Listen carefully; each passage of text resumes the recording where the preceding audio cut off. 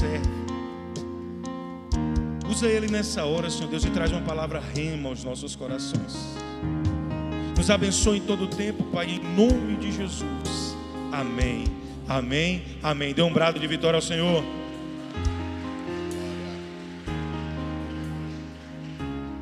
Aleluia. Saúde a igreja na paz do Senhor, amém. Pode tomar aí o seu assento.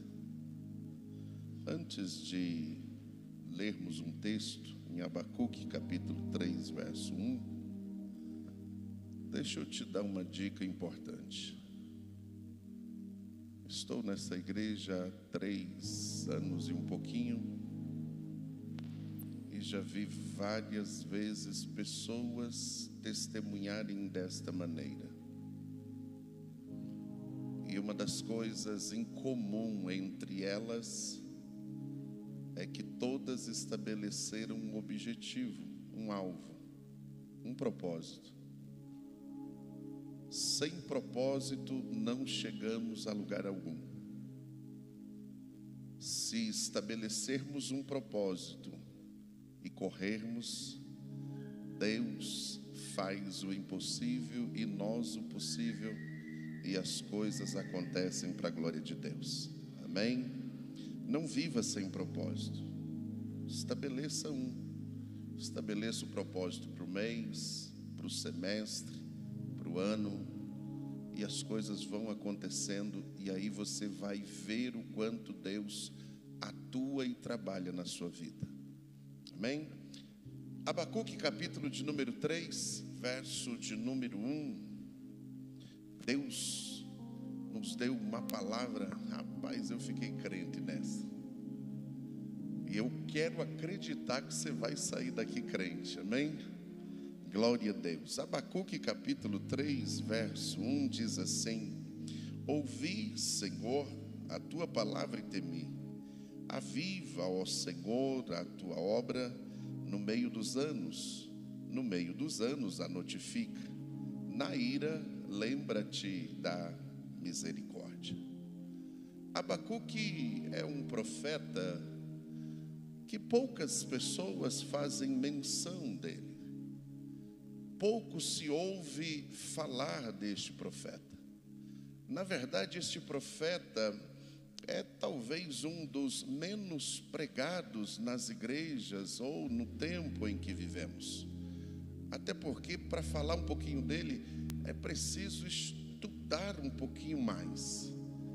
E quando eu comecei a prestar atenção nesse cabra, eu falei: Jesus, me ajuda a viver o que ele viveu. Abacuque viveu em Israel, só para sintonizarmos, em um tempo de grande crise. O reino já havia se dividido, já tinha 2 reinos, reino norte, reino sul.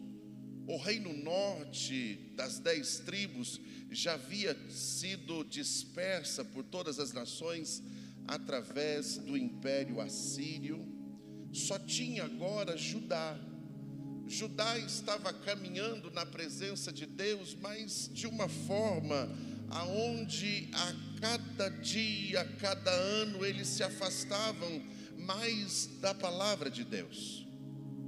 E aí, quando nós vamos observar o texto, a história, a vida deste homem, Abacuque, o nome dele significa braço.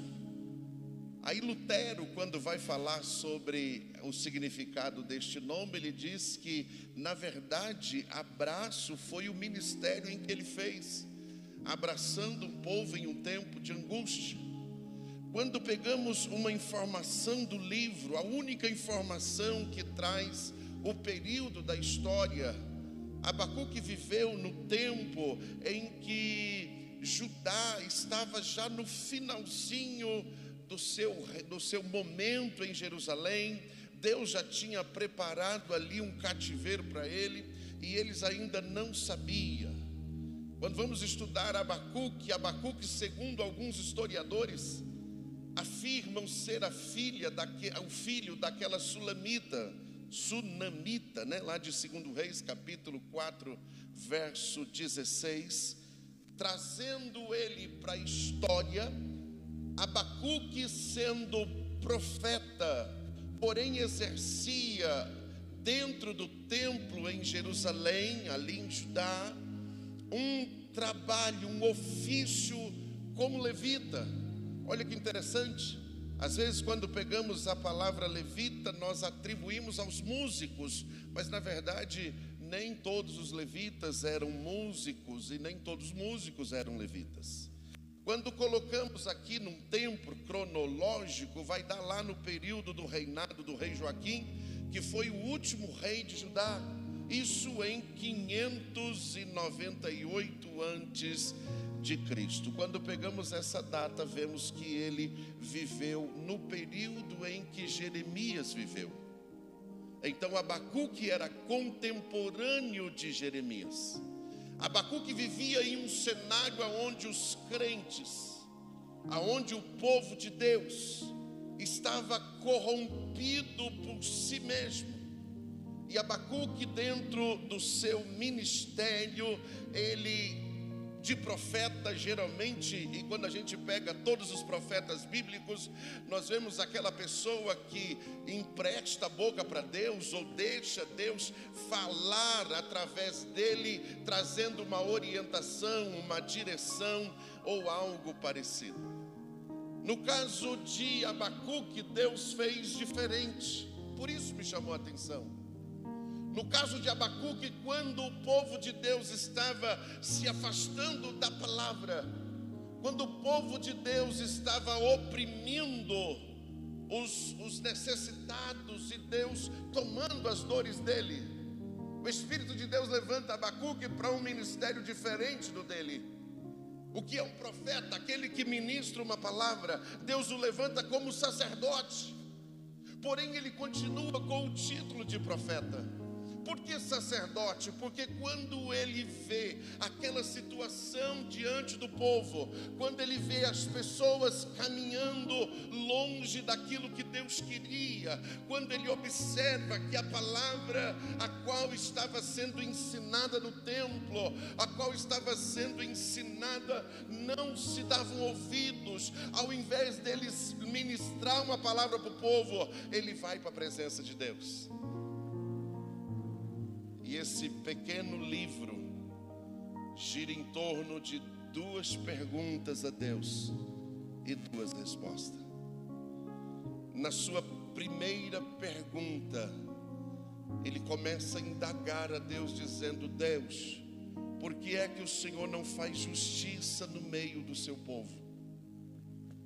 Vemos tantas opressões, vemos os justos se corrompendo, vemos aqueles que dependem da fidelidade dos justos sendo oprimidos. Por que que o Senhor não faz algo? Eu lembro que esses dias eu estava numa oração dessa, eu disse: Deus, quando é que o Senhor vai matar 1 ou 2 aí para a gente ficar crente? Porque quando a gente pega a Bíblia, a gente já leram lá de Ananias e Safira? Já era crente. Eles fazem uma campanha na igreja que tinha que vender tudo e trazer para o altar. Pedro não estabelece preço, não estabelece nada, ele lança campanha. Muitos vendem as suas propriedades e trazem para a igreja. Ananias e Safira combinam os dois, dizem: nós vamos vender lá por X, mas nós não vamos dar tudo não, vamos deixar um pouquinho para a gente. E quando a gente chega lá, a gente diz que vendeu tudo por isso e pronto. E o texto diz que quando ele chegou, ele trouxe essa conversa, mas Deus já tinha falado com Pedro.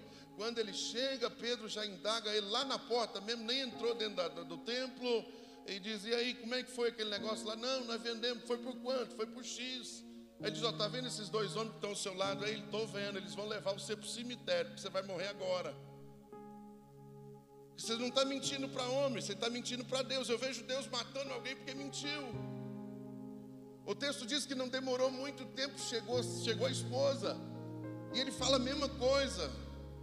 Aí o texto diz que, está vendo esses dois aí, acabaram de enterrar o seu marido, vai enterrar tu também, porque também está mentindo. Não está mentindo para homens, está mentindo para o Espírito Santo. Aí eu conversando com Deus, eu disse: e aí Deus, quando é que o Senhor vai matar uns 2, 3 aí, para ver se a gente desperta, para ver se a gente fica crente. Aí eu começo a olhar para Abacuque, por isso me chamou a atenção. Abacuque não pediu para Deus matar ninguém. Abacuque não pediu para Deus ferir pessoas, não, pelo contrário, ele foi: Deus, eu preciso que o Senhor se manifeste no nosso meio, eu preciso que o Senhor se mostre ali, através das tuas atuações, que o caminho em que estamos seguindo não é correto. Uma das coisas que mais me chamou a atenção em Abacuque, e aqui talvez seja o princípio de um avivamento pessoal, é que ele não se conformou com a situação em que estava vivendo. Por incrível que pareça, às vezes nós nos deparamos com situações, e outro dia eu estava em um determinado lugar, vinha 2 situações bem contrárias ao natural, e eu conversei com alguém disse: pastor, isso é normal. Eu disse: mas não pode ser normal. A outra situação: não, pastor, isso aí já não escandaliza mais. Eu disse: mas deveria escandalizar, porque é contrário ao texto bíblico, é contrário àquilo que Deus deseja. E por nós achar normal, por nós nos conformarmos com a realidade em que estamos vivendo, até porque nos dias de hoje parece que o errado é certo e o certo é errado. Parece que ser certo hoje é andar contrário à norma, à normalidade do país. Eu estou com um caso de um cidadão que ele precisava provar uma questão, e se fosse ao contrário seria muito fácil. Falei: meu Deus, que coisa é essa? Mas o que me chama a atenção aqui é que Abacuque fez valer o que o apóstolo Paulo disse à igreja de Roma: não vos conformeis com este mundo, mas transformai-vos pela renovação do vosso entendimento. O que acontece muitas vezes é quando a gente vê algum erro, quando a gente olha para a igreja, a gente vê alguma coisa que não está certo, aí nós temos mais facilidade de conversar com outras pessoas sobre aquilo, de apontar o erro disso ou daquilo, de mostrar que aquilo não está certo, que aquilo deveria ser de outra forma. O que me chama aqui é que Abacuque não fez isso. Abacuque foi para a presença de Deus. Ele viu que o povo não estava conforme a palavra, e ele foi buscar em Deus uma resposta. Ele foi para a presença, ele foi para a intimidade. E aqui eu falei: Deus, que o Senhor nos ajude, ao invés de olhar um erro e apontar, ao invés de olhar para uma situação e reprovar. Outro dia alguém chegou em mim e disse: pastor, eu estou procurando uma igreja perfeita. Eu disse: faz isso, mas o dia que encontrar, nem entre nela, senão tu vai estragar ela. Porque somos seres humanos, temos problemas, temos defeitos. Às vezes a nossa qualidade é defeito para alguém, às vezes o defeito que nós achamos é qualidade para alguém. Aonde tem pessoas, aí nós vemos imperfeições, nós vemos pessoas melhorando, e nós estamos a cada dia. Eu pego as palavras do apóstolo Paulo, que ele diz: olha, o alvo é adquirir a estatura de varão perfeito. Ele diz: eu não alcancei isso, mas eu vou, uma coisa eu faço, deixo as coisas que para trás ficam, prossigo para o alvo. Então ele estabeleceu uma meta: eu quero melhorar, eu quero ser crente de verdade, eu quero caminhar com Deus, como disse a irmã no seu testemunho, eu quero viver no centro da vontade de Deus.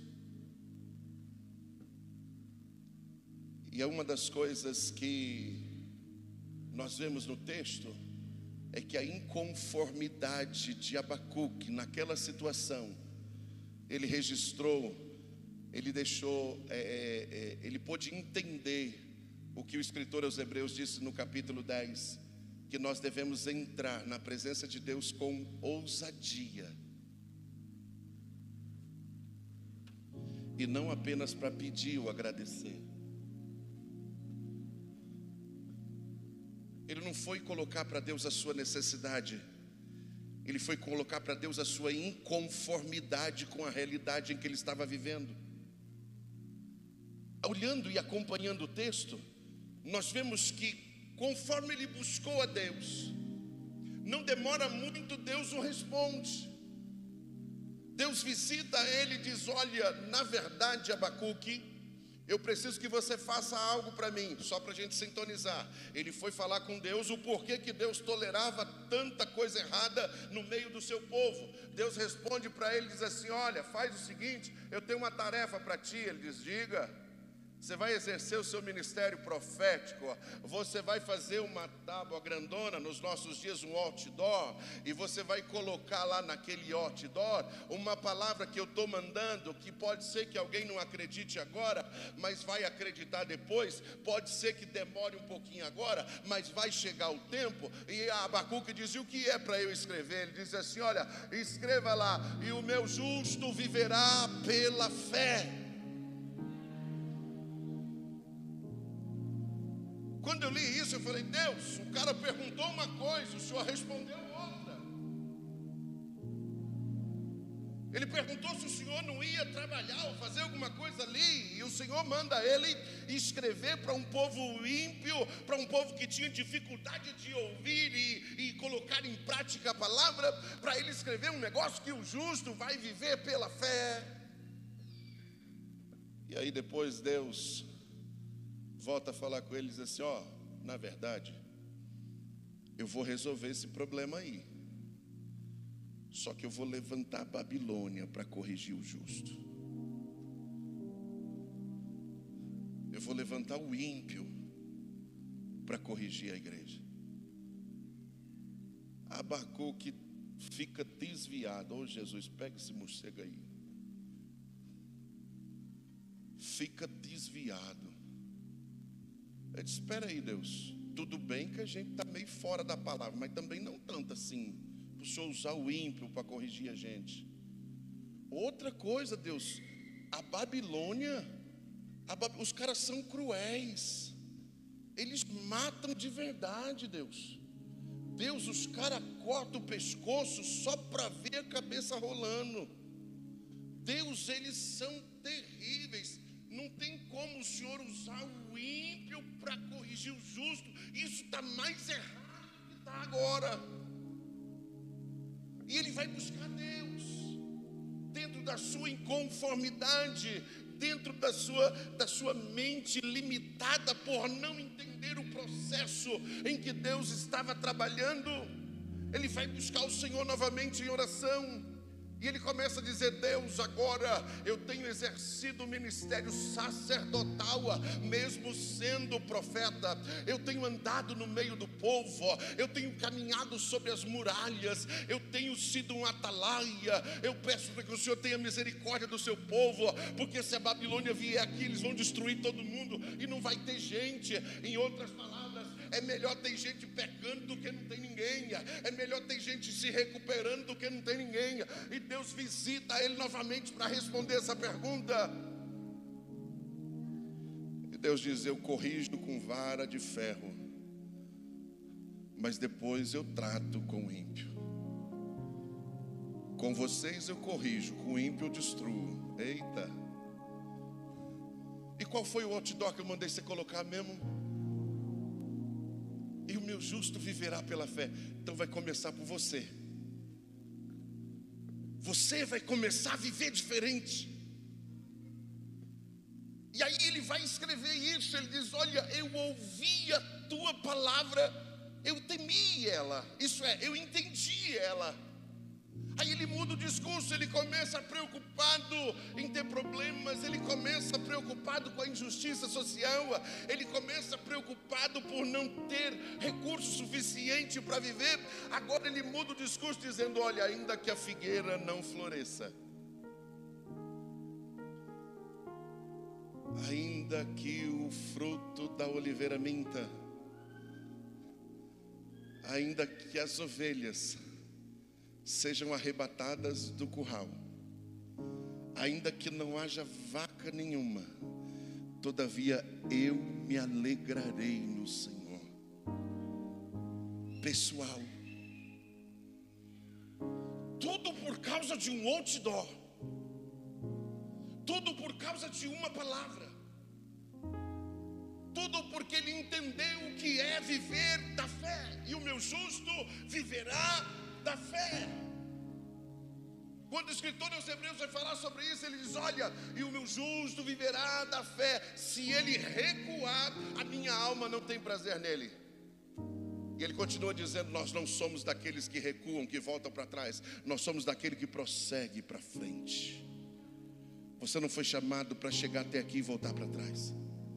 Pastor, tem tanta coisa errada. Tem. Nós não estamos conformados com isso. E nós vamos revolucionar isso através da renovação do entendimento. Você é um agente de Deus. Nós somos um agente de Deus. Nós só precisamos entender o que está escrito no outdoor. Nós só precisamos entender o que é pela fé. Viver pela fé não é largar o emprego. Viver pela fé não é dormir até meio-dia aguardando o corvo trazer o almoço. Viver pela fé não é simplesmente abandonar todo jeito de trabalho, como aconteceu com a igreja de Tessalônica. O apóstolo Paulo chegou dizendo que Jesus ia voltar por aqueles dias. Aí muitos dos irmãos pararam de trabalhar, muitos dos irmãos pediram conta do serviço e diz: não, nós vamos aguardar a volta de Jesus. Jesus não voltou naquela semana, eles tiveram fome na semana. Aí começou a ser pesado para os outros crentes. Jesus não voltou aquele mês e agora ficava... você já teve aquele detalhe? Irmão, vou fazer uma visita para ti, vou, que hora? Que hora que você almoça? Da hora. Que hora que é a janta? Eu vou aí nesse horário. E na Tessalônica lá estava esse tipo de problema. Porque entenderam errado uma ordem dada. Na minha época de adolescente, eu lembro que algumas pessoas, até isso parece que eu não vejo mais. Quando aceitaram Jesus comigo, eu tinha uns 2 companheiros lá da mesma idade. E eles: não, pastor, não, Marco agora, não era pastor, ainda estava recém-convertido. Agora nós não vamos mais trabalhar, nós não vamos mais estudar, nós vamos só servir Jesus. Eu disse: eu vou estudar, eu quero estudar. Aí, por que você quer estudar? Você vai se corromper? Eu disse: não, eu levo Jesus para a escola. Aleluia, louvado seja Deus. Vamos trabalhar? Não, eu levo Jesus para o serviço. Aleluia, não tem problema não. Lá vai se corromper, não se corrompe não. Aonde tem treva, a luz chega, alumia. Aleluia. Então eu quero ser a luz que alumia as trevas e as escuridões. Mas eles tomaram a decisão de não ficar mais no serviço, porque ia viver pela fé. Eu disse: eita, viver pela fé desse jeito aí não dá não. E muitas pessoas ainda acham que viver pela fé é isso. Mas quando nós observamos Abacuque, nós entendemos que viver pela fé é confiar em Deus, porque Ele é soberano. Ele tem o controle de todas as coisas. Ainda que eu ore e não aconteça nada, aleluia, Ele está trabalhando, porque o texto bíblico diz que desde a antiguidade não se viu, nem ouviu um Deus além desse, que trabalha em favor daqueles que nele esperam. Então o segredo é esperar no Senhor, o segredo é confiar no Senhor, o segredo é buscar o Senhor na intimidade, o segredo é olhar para a realidade. Não está conforme a palavra? Não está. Então eu vou para a oração, aleluia, porque na oração tem resposta. Jeremias 33:3 diz: clame a mim e responder-te-ei. Então se eu clamar e responder, se eu buscar o Senhor, Ele vai se manifestar, porque o próprio Jesus disse: batei e abri-se-vos-á, buscai e será achado, pedi e será dado. Ele está incentivando nós irmos para o caminho da oração, aleluia, porque com a tecnologia que vivemos, a oração é a última coisa que dá para fazer. E que o Senhor nos guarde disso. Fica de pé comigo. Ai, tá, Jesus, já acabou meu tempo. Ei, Abacuque, bora virar a chave. A nossa realidade não é diferente da dele. Vivemos em um tempo aonde tem igreja para tudo, todo gosto. Vivemos em um tempo onde a palavra tem sido distorcida ao extremo, ao ponto até de algumas lideranças sugerirem uma releitura da Bíblia. Outros foram até mais radicais, dizendo que não, a Bíblia precisa ser atualizada, precisa ser modificada, porque o texto está ultrapassado, já não cabe mais nesse cenário em que vivemos. Mas quando eu olho para a Bíblia, eu descubro que Deus é imutável, Deus não muda, Ele é o mesmo ontem, hoje e será eternamente.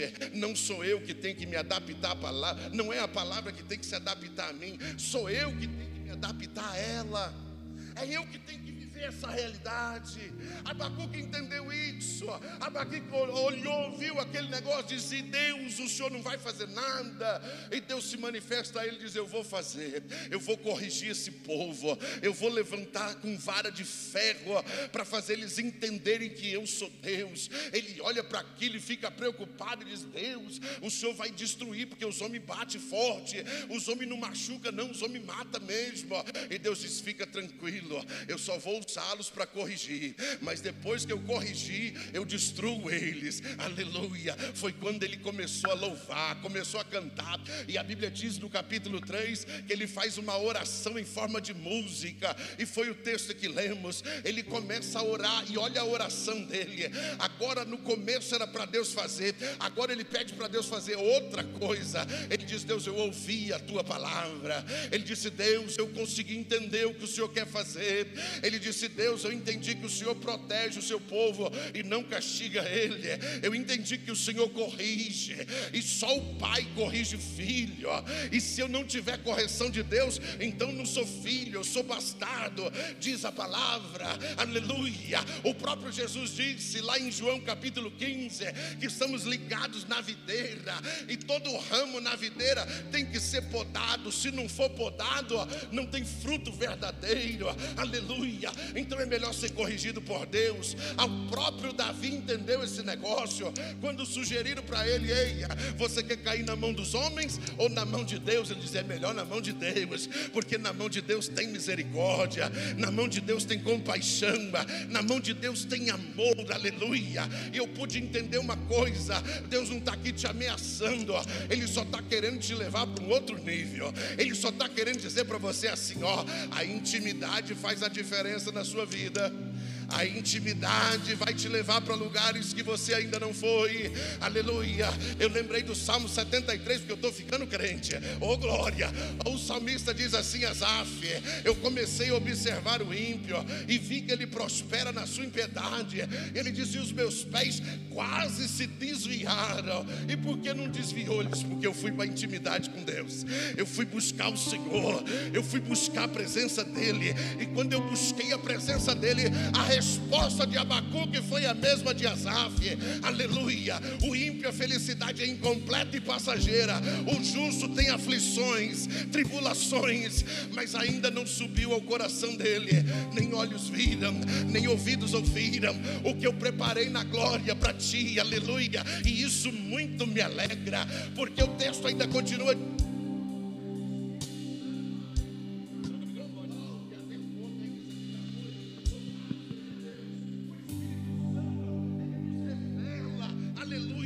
Ele traz para o nosso coração nos dias de hoje o quanto é importante caminhar com Deus.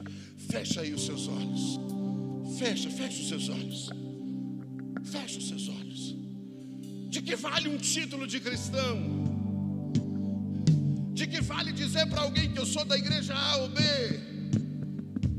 De que vale eu pegar uma palavra, um livro e colocar debaixo do braço, se eu não tenho a comunhão com o Senhor? De que vale todas as coisas se eu não tenho acesso a Ele?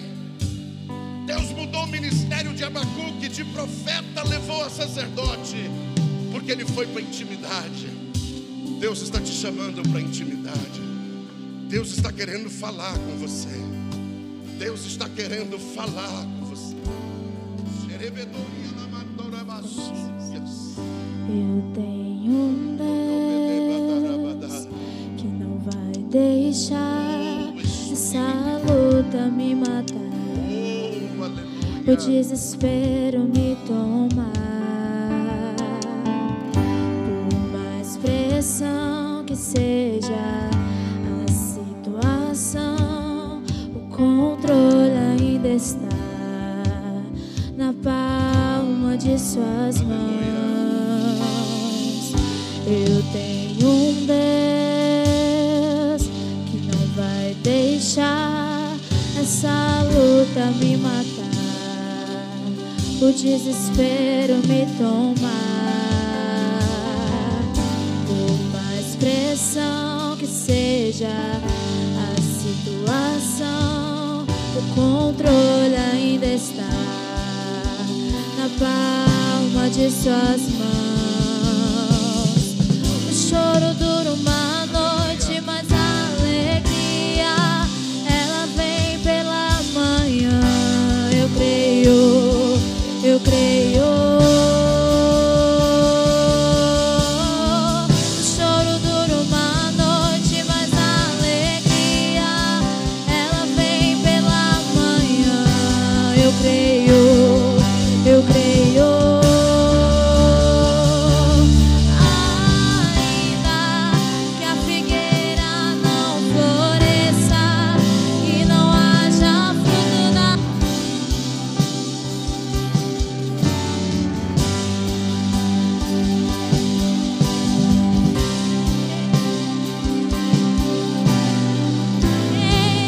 todavia me alegrarei.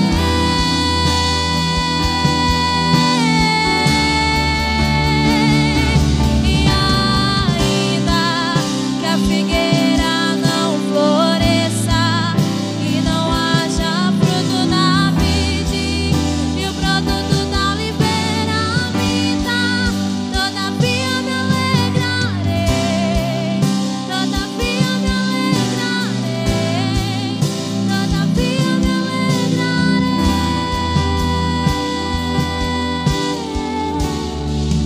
Aleluia. Deixa eu te contar um segredo. Nessa última oração de Abacuque, ele ora para aquele momento, para os anos seguintes, para gerações futuras. E essa oração chega até nós hoje. Ele diz: Deus, aviva a tua obra no meio dos anos. Um tempo. No meio dos anos, a notifica outro tempo. A notifica, ele está dizendo assim: ó, quando a gente começar a sair, só levanta pessoas para retornarmos. Notificação. E se porventura Deus desviarmos e isso gerar ira no Senhor, lembra-te da tua misericórdia. Porque o avivamento vale mais do que qualquer outra coisa. E eu passei anos dizendo: Deus, aviva a igreja. Deus, aviva a igreja. Deus, aviva a igreja. E aí eu pude descobrir uma coisa: o avivamento começa por um. Então eu parei de dizer: Deus, aviva a igreja. Comecei a orar dizendo: Deus, aviva eu. Deus, eu quero ser avivado.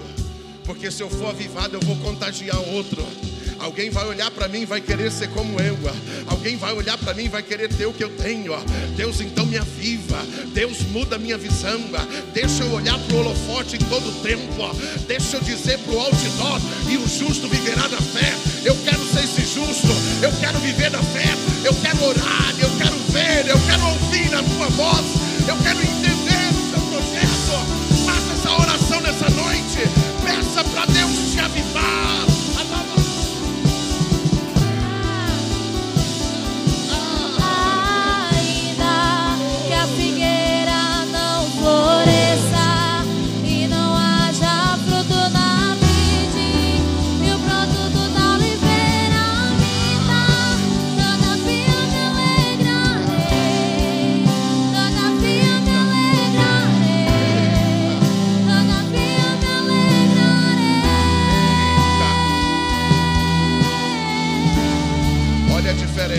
Olha a diferença.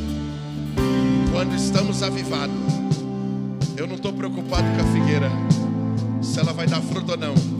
Eu não estou preocupado com a videira, se ela vai dar fruto ou não. Eu não estou preocupado com as ovelhas. Eu não estou preocupado com as coisas materiais. Não demasiadamente. Eu estou preocupado se ele está em mim ou não. Se eu tenho acesso a ele ou não. Se ele vai fazer ou não. Se eu estou na direção ou não. Se eu estou lá no Salmo 91, verso 1. Aquele que habita no esconderijo do Altíssimo, a sombra da sua onipotência descansará. Deus, eu quero viver no teu esconderijo. Eu quero habitar no teu esconderijo. Eu quero ter segurança. Eu quero ter descanso. rabassoubias. Deus se inclina nesta noite a ouvir a tua oração. Fala com Ele aí, fale com Ele aí, aleluia, porque Deus quer mudar cenários, Deus quer mudar vidas.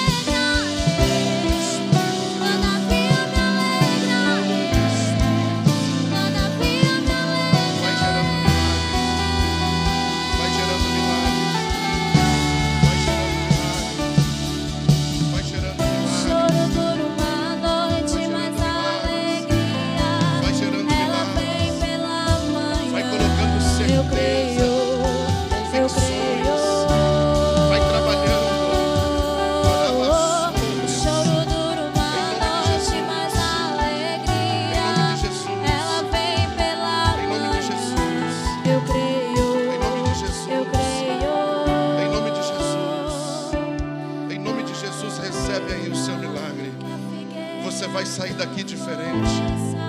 Jesus está te visitando. Jesus começa a abrir os seus ouvidos para ouvir a voz dele. Não estranhe se perder o sono na madrugada.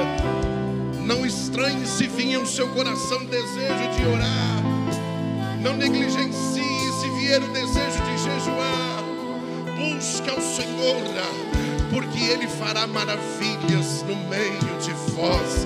Louvado seja Deus. Se você acredita nisso, adore a Jesus aí.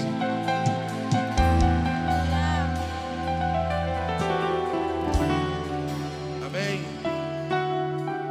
Oh glória. Missão cumprida. Estenda as mãos. Que a graça do Senhor Jesus, o amor de Deus e a comunhão do Espírito Santo esteja com todos. E todos digam: que Deus abençoe em nome de Jesus.